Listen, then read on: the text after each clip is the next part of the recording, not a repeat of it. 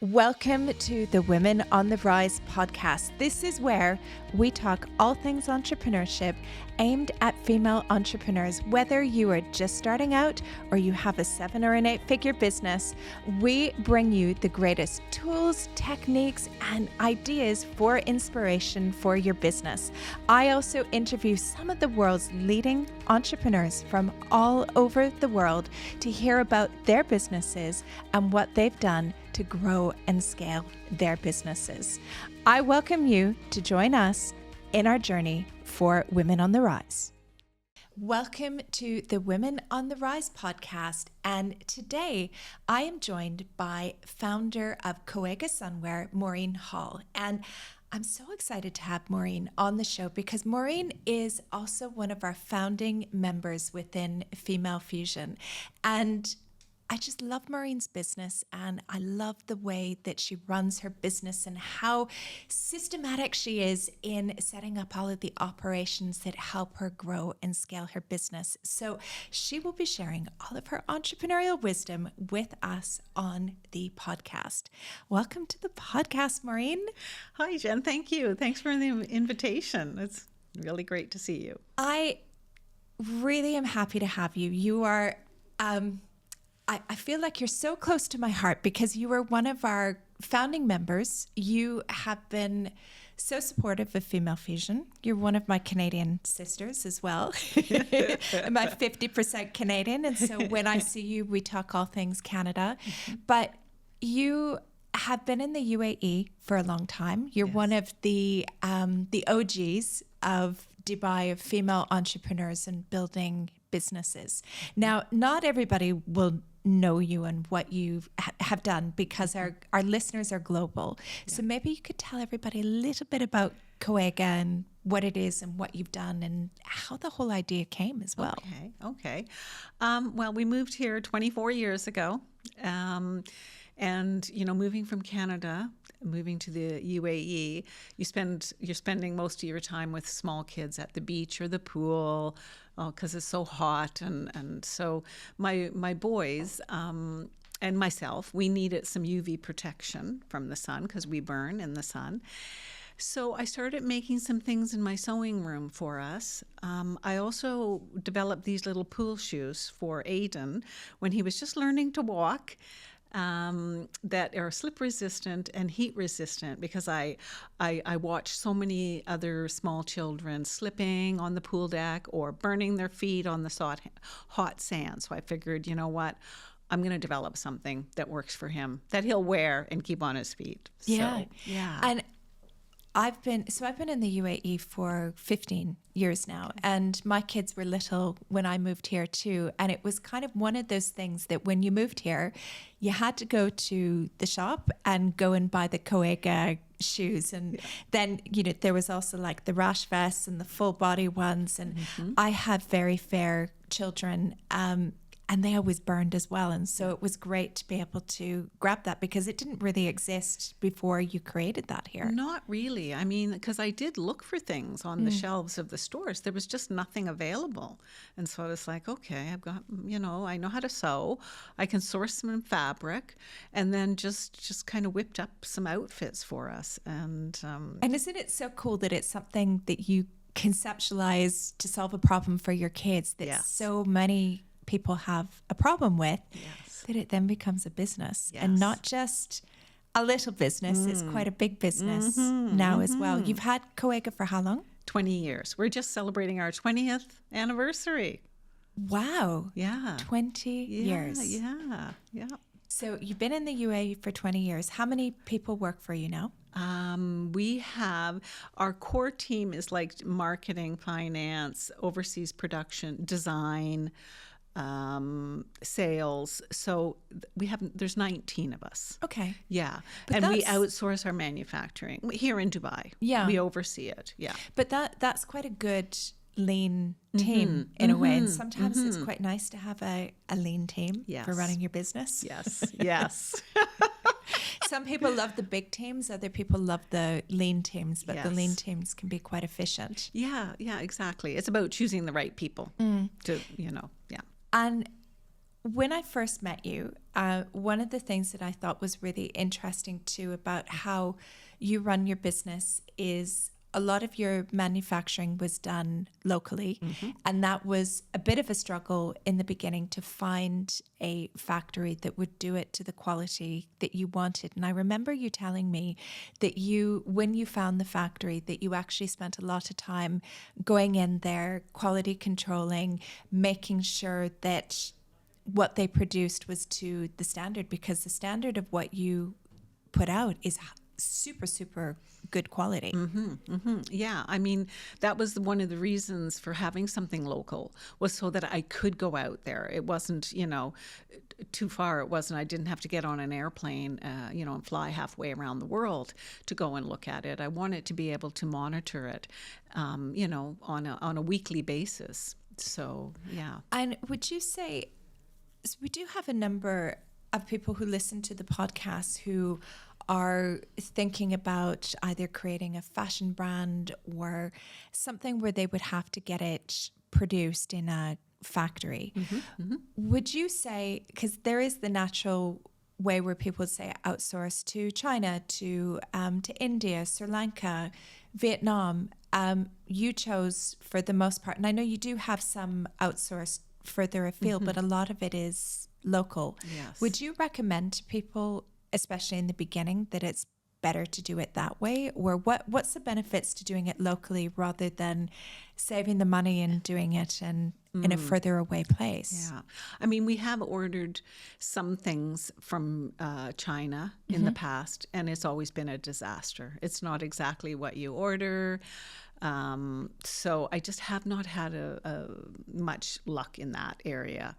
For me, just being able to, yes, you're going to pay more to have it manufactured here, but you are pretty guaranteed, if you're overseeing it and your team is overseeing it, that it's going to be of a good quality. I walk through the line every day, probably a few times a day, and I stop and I pick things up and I look at it.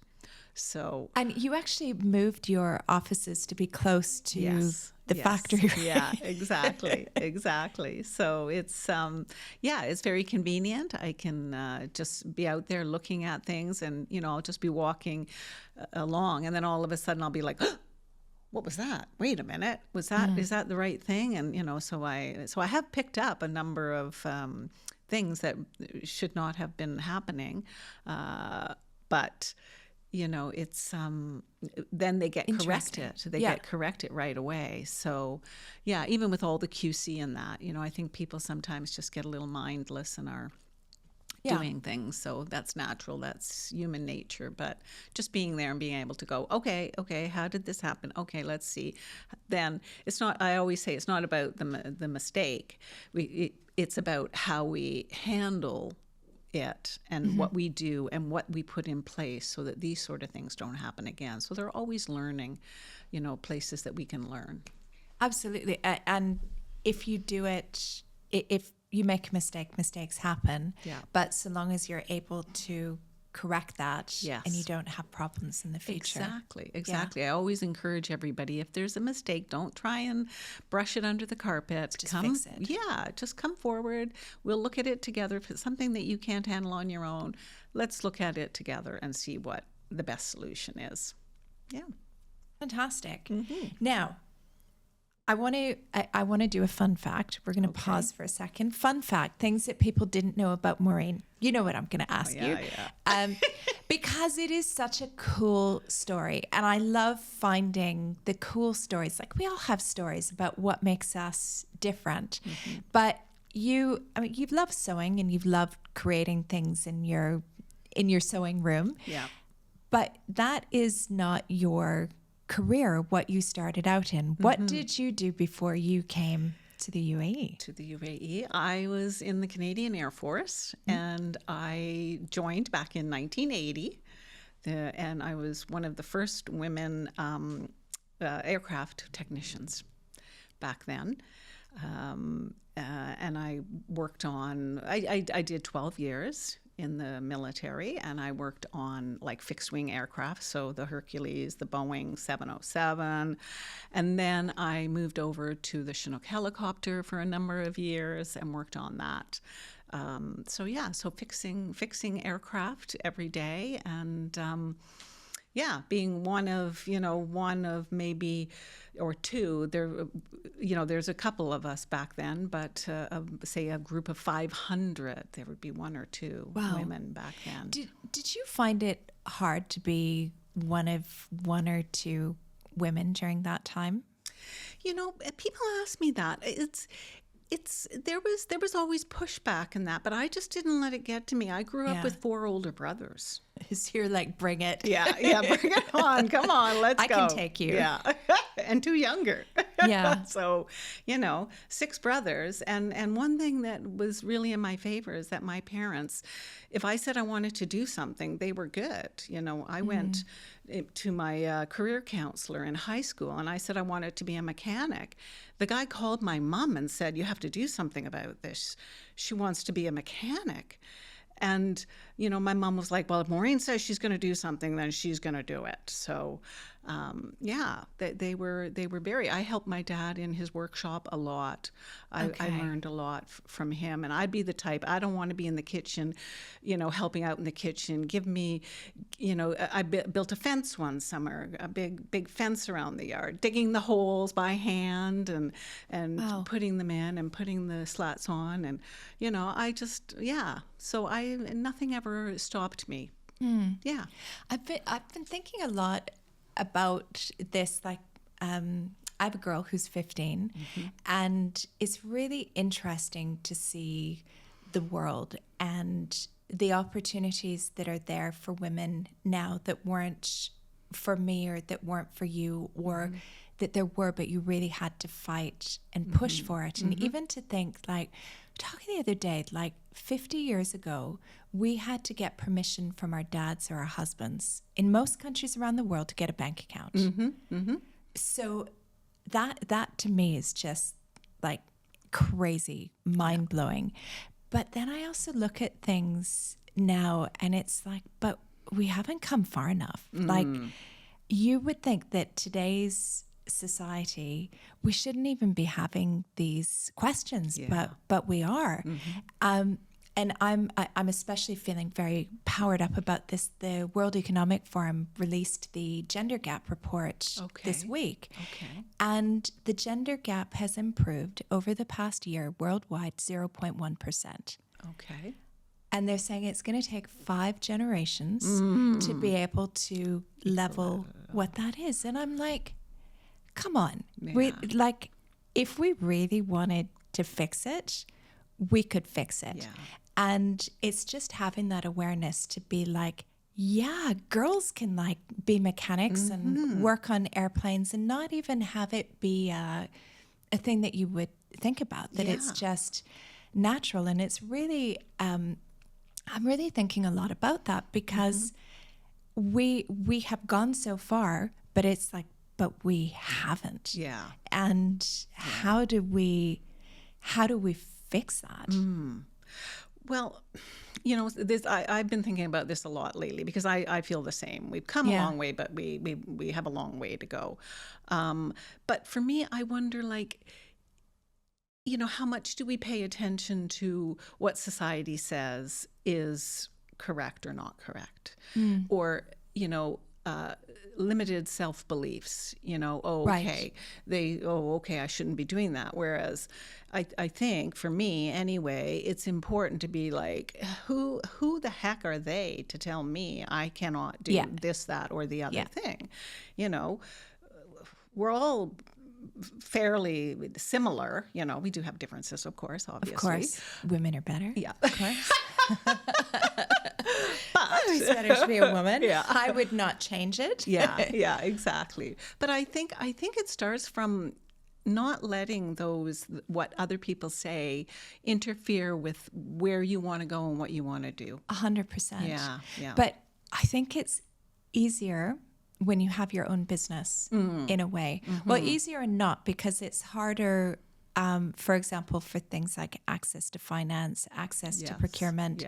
It's still, you're still fighting about it. And I've had several heated conversations with people about it, from everything from, well, you have to respect that certain countries or cultures have traditions, to, well, we can't do anything, we just have to accept it, it will change eventually. And I'm like, if everybody says that, nothing is going to change. And, you know, it was even things like, I was reading the report, it's like 100-page report, but even them saying things like, how do we make sure that STEM is accessible to women? And it's not to say that we're not good at STEM. It's that the way that they have structured how they teach it or accessing it is very masculine. So what is it that we can do to make sure that everybody's like, oh, STEM is like super cool, and changing the way that they teach it and involve people? And you can really go down a rabbit hole with it, but it's, you know, women like you who have been like such a trailblazer, going, well, you can do it if you want to, but then we need to also push back and fight the system a little bit, be like, this is not good enough. Yeah. I mean, it's, I've just lost my train of thought now. I got so...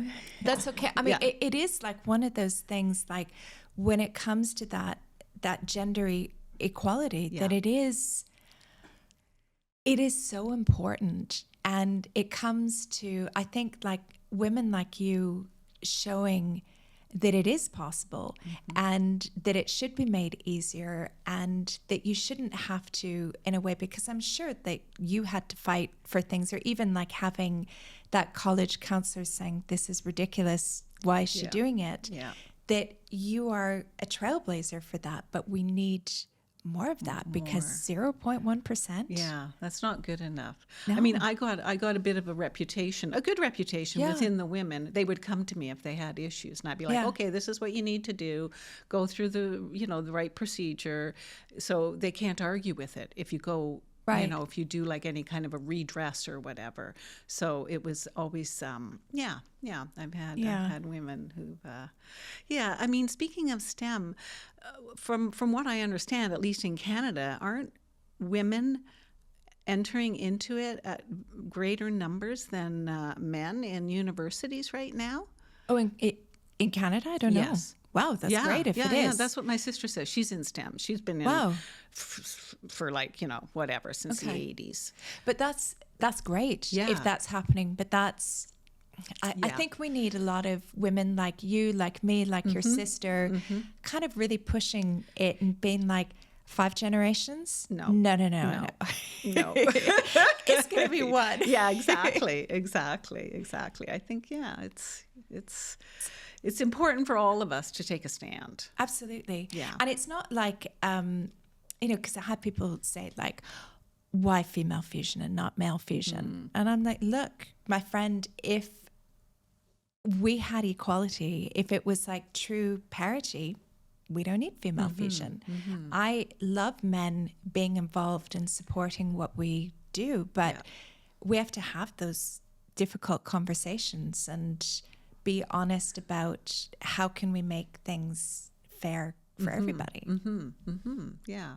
I mean, I have 2 boys who are now men. Yeah. And you know, it's sometimes, you know, I'm conscious of, you know, how they are being affected as well by this equality. I mean, they're both very happy with, you know, they're not chauvinistic or anything like that. But I think it's about us teaching them as well, like always right from the start. You know, I would always be like, okay, this is, you know, you have to be fair, and just because someone's a girl or whatever, you have to make sure that you're handling the situation. I think it's just having the awareness, right? Yeah. Like I had a conversation, quite a heated conversation with a guy, and he said to me, like, kind of the fear that it was like, well, if you do this, you're taking away opportunities from guys. And I was like, no, look, what I'm saying is, if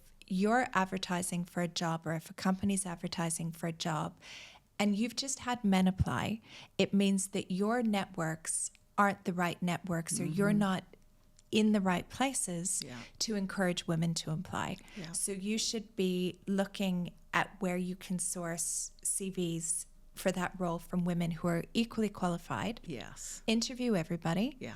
And then you decide. And if the best candidate's a guy, great. Yeah. But if you are not having women apply, that means that it's a problem with how you're looking at things. At it, exactly. I have heard some big companies nowadays, they disguise the voices.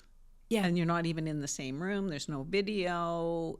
Interesting. Yeah, I don't know which companies they are, but I did hear that a few months ago. Wow. Yeah. Do you know, I have a friend who has decided that she's going to do an experiment. And she said, I'm going to set up 2 businesses exactly at the same time and do exactly the same thing. And she said, I'm going to use AI. And one business, the owner publicly and on the website and everything else is going to be a guy.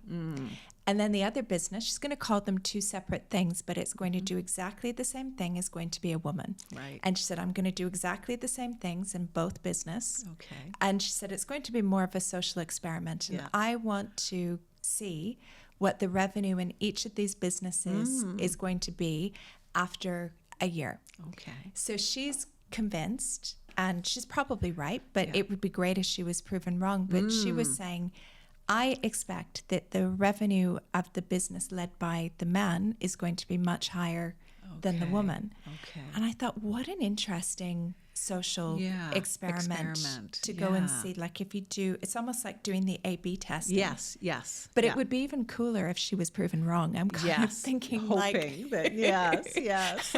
I want women to do well. Tell your female owner to join Female Fusion and then it will be great. I want to go back and talk more about your business because you have such business wisdom to share. And I remember one of the first conversations we had about business that you were big onto things like business operations and systems and technology and really bringing all of that into your business. I would love for you to share a little bit about your thinking behind why, and also from you doing that from the very beginning of your business, how that's helped you scale so much quicker. Yeah. Well, for me, having systems in place is really important. I mean, the military taught me that, checklists, policies and procedures, making sure people follow them. And so I think it's important to start when you're small. Start right away. Get the down. You're always tweaking them. You're always making amendments. You're always adding or removing things off checklists or your procedures. You're changing them.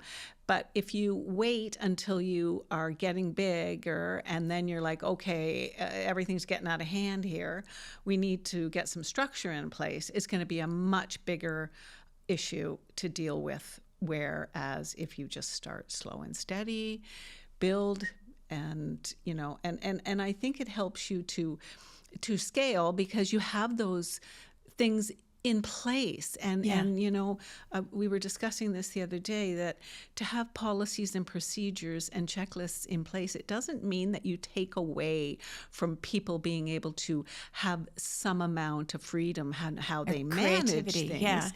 But if you just let people do whatever they want, wherever they want, it's going to turn into chaos very shortly. Well, and it's lack of consistency, Yes. especially when you're dealing, if you have any business where you're dealing with customers or clients, and we've all had that experience when you've dealt with a company and you talk to one person and they say one thing, you talk to somebody else, they say another thing, and then maybe a third person, or you speak with the owner and it's completely different. Yeah. And that in itself is an argument right there that it's like, you need a system. Yes, everybody get on the same page. Yeah. And we have it's just something you learn when you first come in, how things are done. And that way then there's no issues as you start to move on. And would you say as well that even if you're starting out, you're a business of one, starting to build that business, but you do have the plans for for growth, that would you say even from day one that you write your own SOPs? Yes, absolutely. And you have to follow. That you have to follow. Because as you're doing these things, you're like, oh, that's a step. Okay. Yeah. And you have it, you just jot it down, not by hand, probably typing it now. But that's the best way is while you're doing something and not being in a rush and be like, okay, step one. Oh, right. You have to do this first. And I mean, I was just working on a flow chart yesterday. But that's kind of like, I'm not a technical person. Like, I'm very big creative, but I do love like a system in a way that it just, because it takes time away from me. Like if I'm having to show people consistently, it's just so time consuming. But when you have that system and everybody's following it, you're like, I don't have to get involved in that anymore. Exactly. These are the steps, and this is how long each of these steps will take. And that way, when somebody's like, why is this taking so long? You'd be like, look at the flow chart. It's what does it say? It says that step will take 2 to 3 days. So prepare yourself, Yeah. I ended up creating SOPs on the weekend, and it's like such a nerd thing to do when you're a business owner. But I was finding that with our podcast, actually, and it was no fault of my team, but it was kind of like I had a vision in my brain for how I wanted the podcast to be presented. And it wasn't being presented that way. Like normally I walk in, I do this interview, I don't know when it's coming out, I don't know what it's going to look like I don't get involved. And I found I looked at the landing page for the podcast on the Female Fusion website, and I was like, I wouldn't read this. Like, this is super boring. And it wasn't my team's fault at all. It was just that I hadn't been involved. And then I was like, I want to make this like really engaging and exciting. And we need like this here and that there. And Monday morning, the team had like this SOP on how we're like building out the podcast. They're like, okay, if that's how you spend your weekend. They're like, but great, like it. Yeah. Okay, we can work with that. Yeah, exactly. No, they're really good. And then they get filed in a folder that's applicable to what it comes under. You have your policies and procedures main folder, and then under there you have marketing policies and procedures, sales, design, production. I mean, finance, everybody has got a folder and all the stuff is in there, and it's... But it also makes it, when you are looking at maybe exiting your business or bringing on somebody senior, maybe you want to step back a little bit, that it makes it so much easier to do. Yes. And it adds so much more value to your business. Yes. They do say that's one of the things that, if you are looking to scale or to sell or exit, that it's important you have the structure there. Yeah. What system do you use do you use like an online system, or how do you do that and cascade that to your employees? Which kind of system? What do you mean? So for example, where you keep your standard operating procedures, and then also all the flow charts and everything else. Yeah. How do employees access that? Because our members ask that a lot, and there's so many different ways you can do that. So I'd love to share how you do that, because it might resonate with some people. We have for a long time had a remote desktop, which was hosted by a company here, an IT company here in Dubai, and you log in with your username and password, and you have access to all of the folders that are applicable to you. Okay. So it's got like settings for each people, it's got like we have a spreadsheet, a matrix, the IT matrix, and it's like, okay, if you're in marketing, senior marketing, you have access to these folders, and then if you're in design and you're a pattern master or whatever, you might only have access to certain folders. So the only one who has access to everything is me, of course. It would be concerning if you didn't. Yeah, exactly. But we have been wanting to for a few years now get away from this remote desktop because it's slow. We use a lot of Excel spreadsheets. Okay. So we've been finding it slow, and finally now we are looking to make a move. We're going to go to one of the big Microsoft companies. They have different platforms. So we're just in the stages of finalizing that right now, which will make it so that you go on to the web, or the so it's all in the cloud. It's in the cloud. There you go. It's in the cloud. I can share with you as well, and I'll also put in the show notes. Like, we don't have to go in it now, but I get asked this, and also one of our months within Female Fusion coming up, we're going to focus on business operations, and so we're going to have master classes and templates on SOPs and systems and technology and how you make it easier. And so we've done a lot of research on different ones and different platforms and cloud-based systems. For us, what we've done is, because we use Kajabi for our business and that's what we run it on, is we've actually created it's called a product in Kajabi, but it would look like a course or something like that. And you go in and every section is there.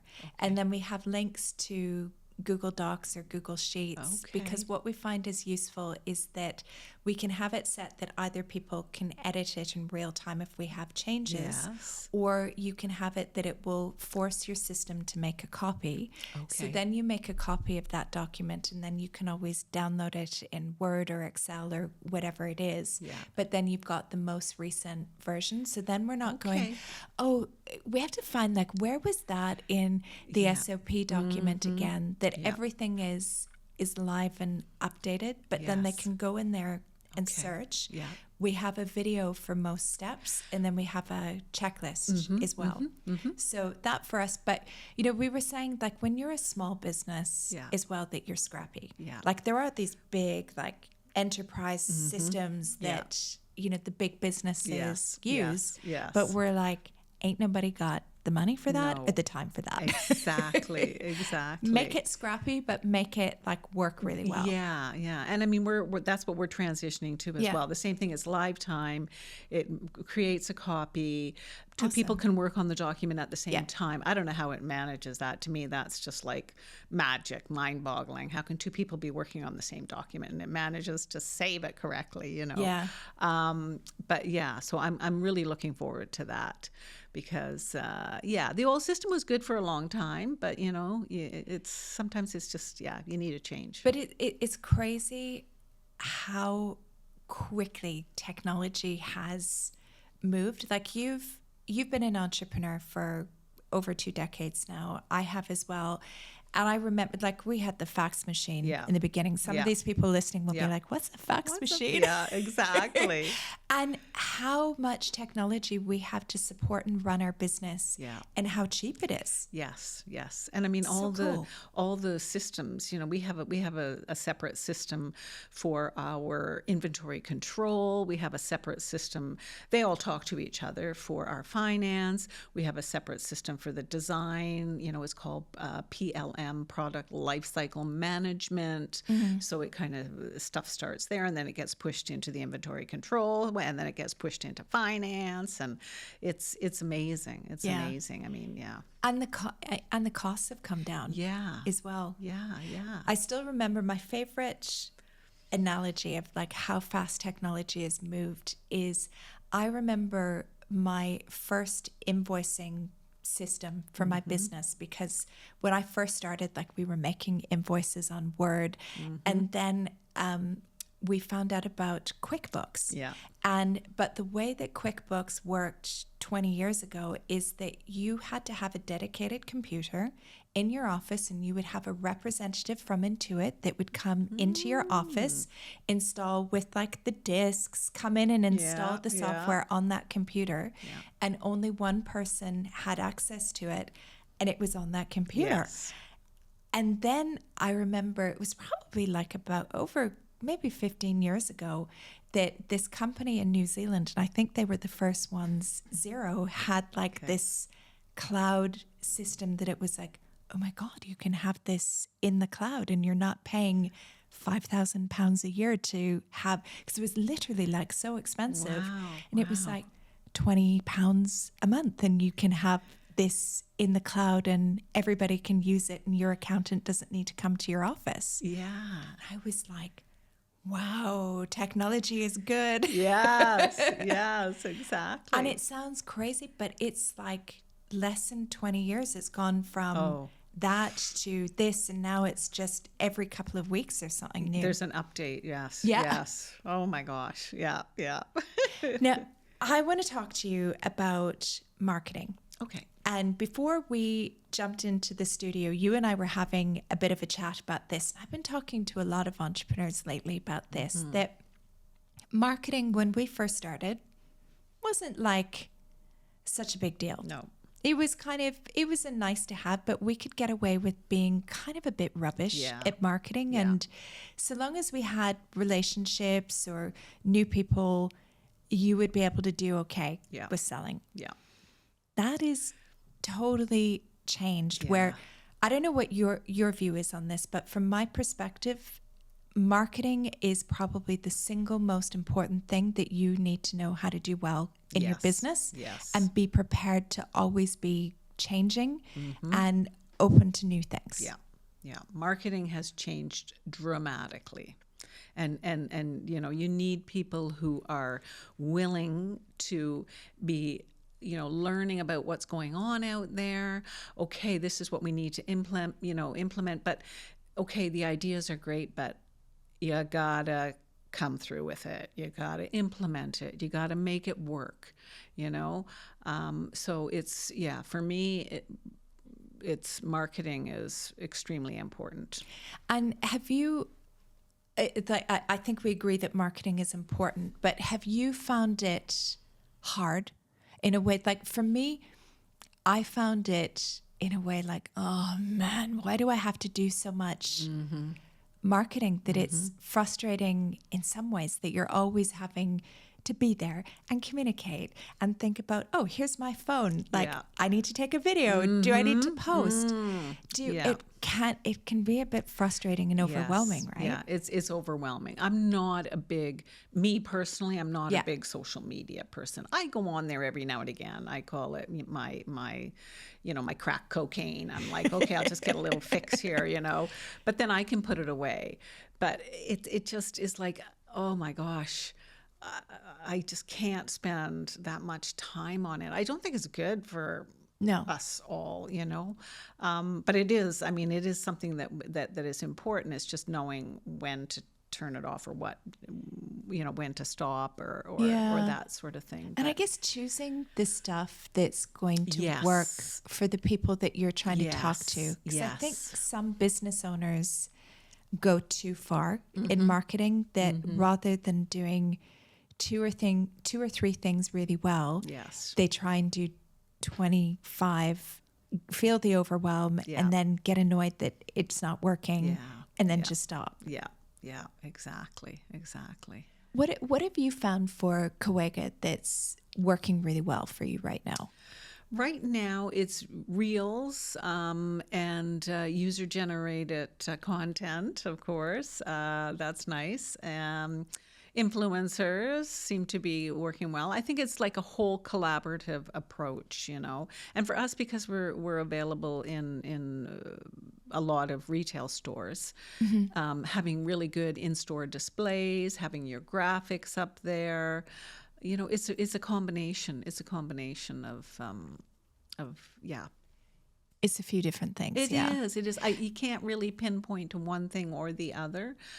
For a long time, in-store displays were our biggest thing. Now it's definitely social media. Yeah. And do you find, so you mentioned that you work with influencers, and whenever I hear that people are working with influencers or they are an influencer, Yeah. I like to dive a bit deeper into that because influencers can be amazing and really support your brand growth, or it can be a disaster. Yeah. And a lot of times it comes down to how you find the right influencer, what that agreement looks like, what the expectations are, so everybody is clear, and not just thinking, because there are some entrepreneurs that I've come across that are like, all I need is this one influencer, they need to appear with my product, and then I'm going to sell out. And you're like, I don't think it works that way. No. Unless it's Oprah Winfrey. Or, Yeah. you know.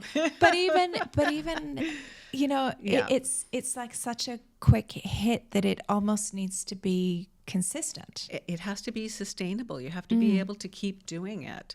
Um, and I think it's about the whole approach. You have to have a clear guide of who you're looking for first. Who is Yeah. in your target? You know, are they nano or I don't know the lingo? You know, how The many nano, the followers? micros, the, Yeah, yeah. you probably know more about it than I do. But you know, and are they aligned with who we are as a company? You know, so I think that for me, that's really important. Are they aligned with who we are as a Yeah. company?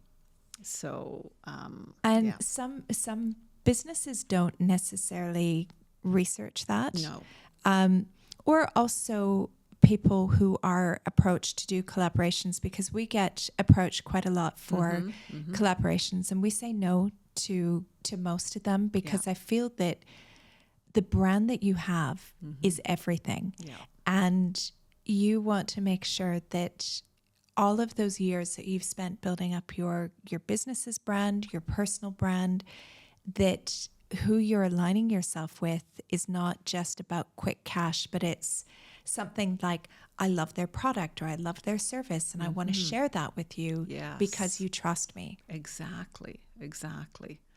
Yeah, that's really important. You know, I think some people are just like, well, you know, we've got this influencer, he's great or she's great, and we pay all this money to them, and they come in one day, and then that's gone. That's your whole budget for, you know, Yeah. months. And does it give you results? You might have better results with somebody who maybe has a community on Facebook or a Yes. smaller Instagram following, but actually people are so engaged and they trust that person. Yes, and that's the big thing is it's the engagement with those influencers, you know, what's happening. It's Yeah. not just like, you know, maybe you, yeah, it's, Yeah. Well, I before you came in today, because I like to batch record our podcasts. Okay. Always my top tip, because if not, I like to have a good bank of 2 or 3 months of podcast episodes so that I can Yes. go blitz it, done. And in Dubai today, I did an interview with Helen Farmer, who is Okay.